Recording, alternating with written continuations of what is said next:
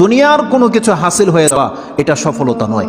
একজন মুমিন মুসলিমের মর্যাদা আল্লাহর কাছে, এক পাল্লায় যদি একজন মুমিন মুসলিমকে রাখেন, আরেক পাল্লায় পুরো পৃথিবীকে রাখেন।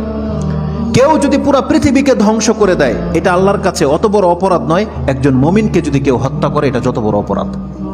তাহলে একটা মানুষ তাওহীদের উপরে যারা আছে তাদের মান মর্যাদা এত, আল্লাহ বলছেন অতএব তারা যেন দুনিয়ার জন্য নয়, বরং তারা ওই পরকালে জাহান্নাম থেকে মুক্ত হয়ে যাওয়ার সেই রাস্তা যেন তারা অবলম্বন করে। কারণ সেই দিন যাকে জাহান্নাম থেকে শুধু বাঁচানো নয়, দূরে রাখা হবে।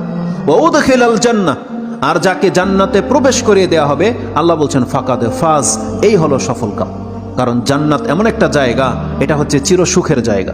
একবার শুধু কোনো ব্যক্তিকে জান্নাতে ঢুকিয়ে দিলে জীবনের যত পেরেশানি আছে সব দূর হয়ে যাবে, সব দূর হয়ে যাবে। তাহলে পরকালের ব্যাপারটা হচ্ছে এমন। আল্লাহ বলতেছেন সেই দিন যাকে জান্নাতে ঢুকিয়ে দেওয়া হবে, আল্লাহ বলছেন এই ব্যক্তি হচ্ছে সফল কাম। তাহলে এই সফলতা আসবে কিসে?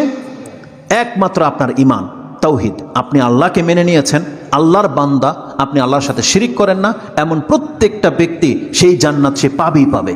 এটা আল্লাহ ওয়াদা করেছে।